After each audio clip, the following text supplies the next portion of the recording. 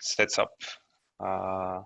So the next speaker is Anthony Bellotti, and his work focuses on optimizing conformal predictions by directly using efficiency as a criterion. So Anthony is from the University of Nottingham, and please, the stage is yours. And I think you're muted. Hang on a second. Okay, thank you.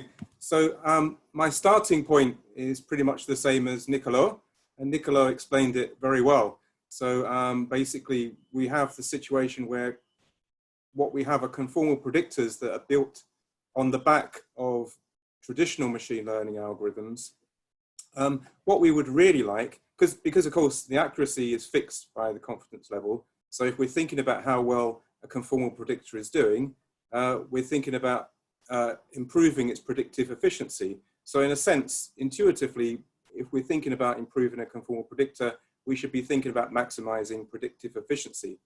But as Niccolo said, because we're building conformal predictors on the back of other machine learning algorithms which have their own objectives, which are not aligned to this objective of predicting, maximizing predictive efficiency, we may be missing a trick, and we're very likely have conformal predictors which are suboptimal.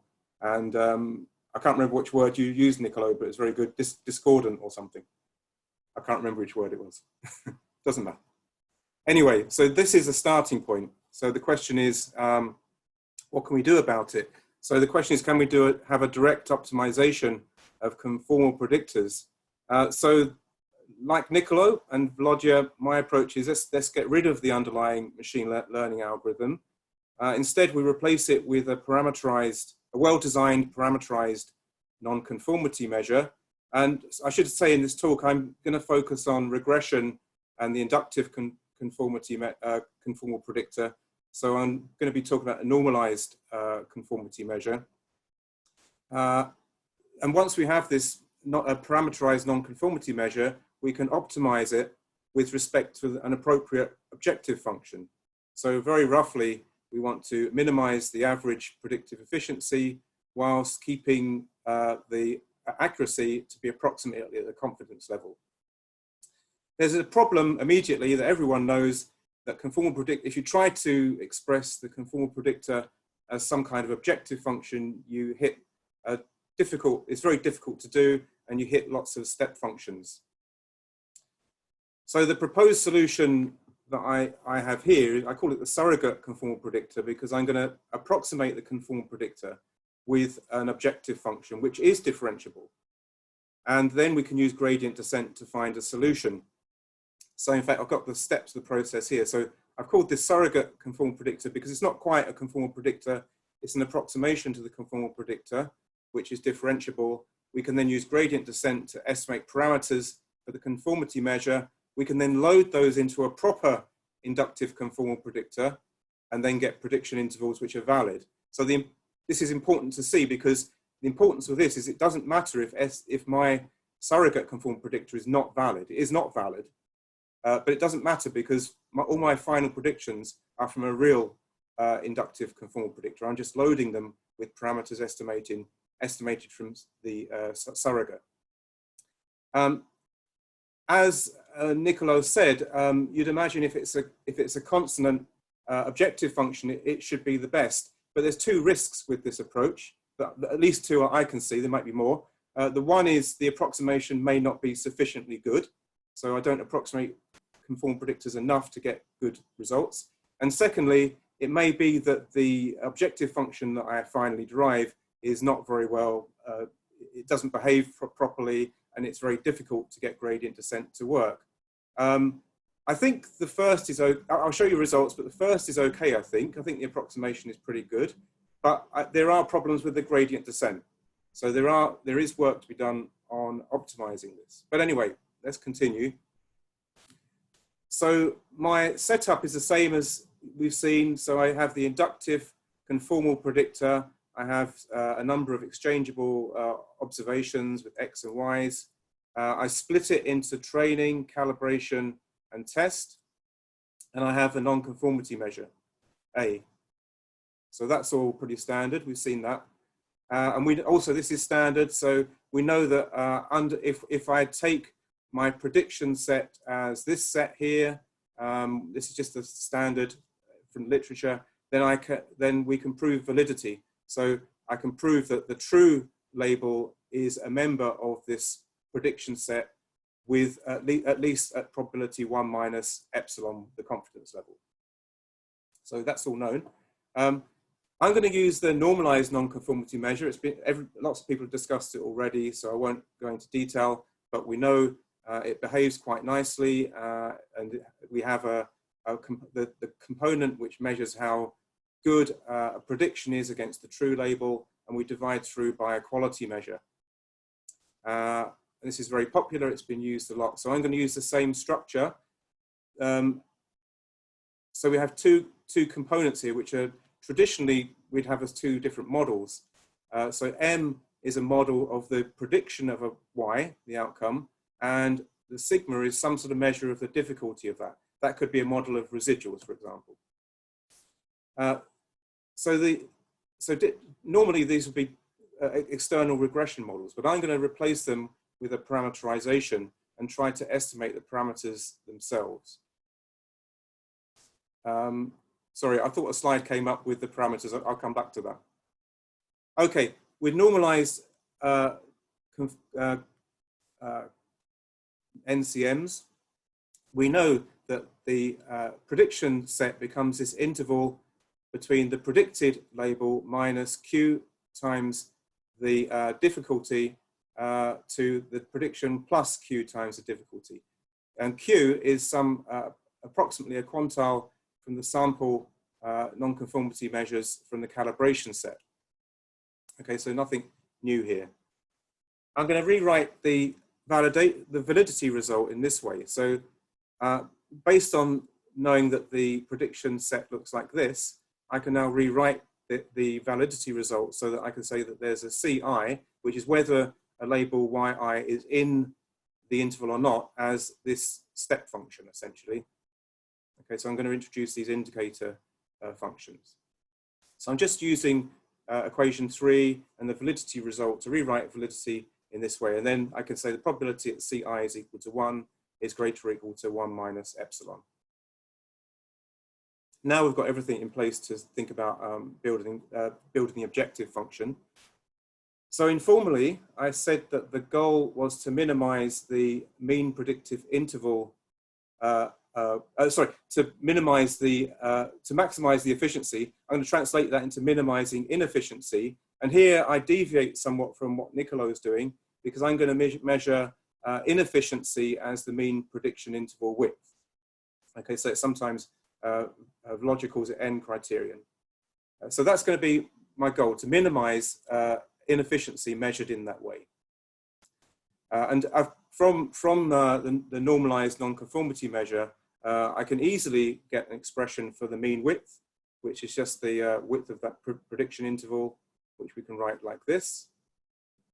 And I can also think about what the manifestation of validity is on some data set S, and it's basically the accuracy is approximately equal to 1 minus epsilon.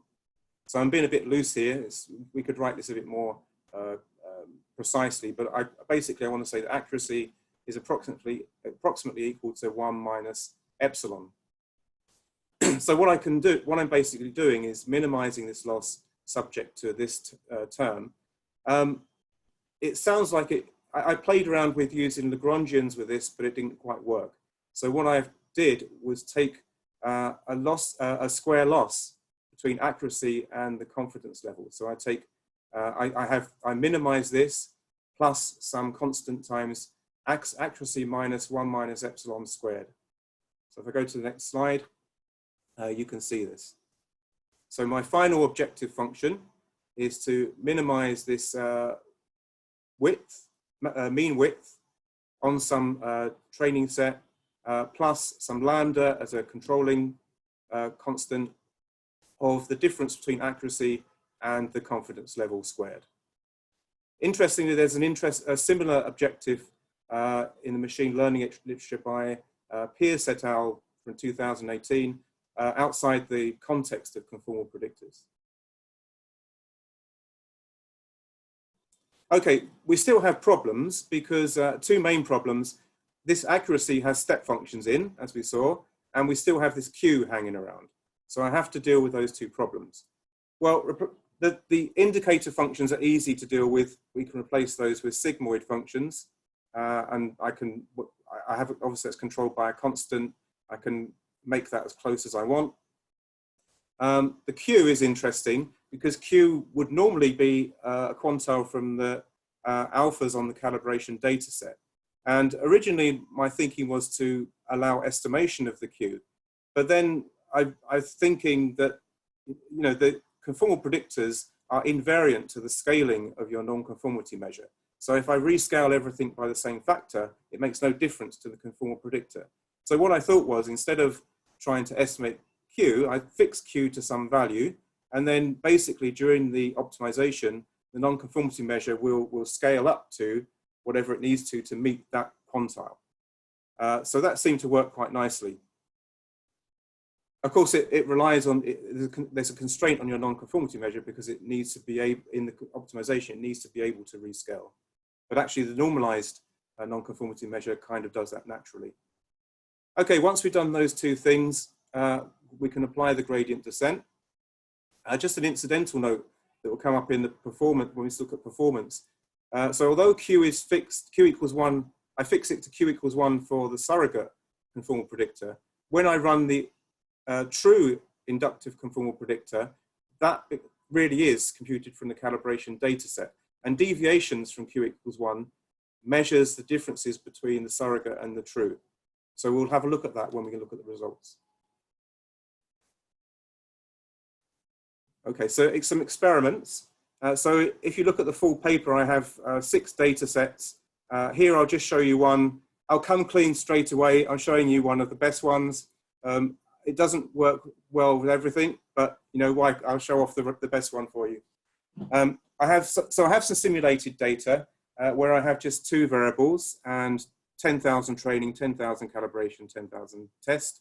And then I have a data set of Kings County housing data where I have 24 variables, 10,000 training, 5,000 calibration, and about 6,000 test. So I'm just going to show you those 2. Sorry, I seem to have gone the wrong way. Okay, so this is where I basically, for this problem, I'm going to just use a linear nonconformity measure. So basically the M is just a linear term on the predictor variables, and the sigma is the exponential of a linear term on the X, just to ensure it's greater than 0. And I introduce an intercept term in the X. I don't know why it keeps going backwards. Okay, so here's the result from the simulated data. So I run an experiment for different confidence levels. So 0.9, 0.95, 0.99. The lambda is, don't worry about that. That's a parameter. Oh, well, you know what the parameter is. It's the control parameter in the loss function. I have a baseline conformal predictor, which is what we would normally do. So I just have linear regression estimating the M and the sigma. And we can see, and there's my surrogate conformal predictor. We can see both of them are valid. So that's nice to know. But the inefficiencies are very different. So my inefficiencies are much better by a factor of about 20 to 28% better than what you get from the baseline. So certainly for my simulated data, things seem to be going quite well. But you know, in the real world, things don't go so nicely as simulation. So we'll have a look at that as well. So this is with housing data. So sorry, the format's slightly different here to what you just saw for simulated data because I've got a few more things to show you. So I've got baseline and the surrogate at different confidence levels. So at the 80% level, again, it's well calibrated, it's valid, but my baseline gives a higher is more inefficient than the surrogate. And we can see that for 90% and 95%, we see an improvement in the inefficiency with the surrogate using the surrogate method. But the next lines here, I'll do the 99 percentile as well. So compare it at 99%, I also get an improvement, but it's not quite as good as with the other, with lower confidence levels. And there's something interesting just to show you with the Q. So you remember Q was fixed to 1 for the surrogate, but if you like, the true one is estimated here with the true inductive conformal predictor. And I said the more this deviated from 1, the more the surrogate deviates from the true. So for low confidence levels, it's not much deviation, it's pretty much the same. But as I increase, the surrogate seems to deviate.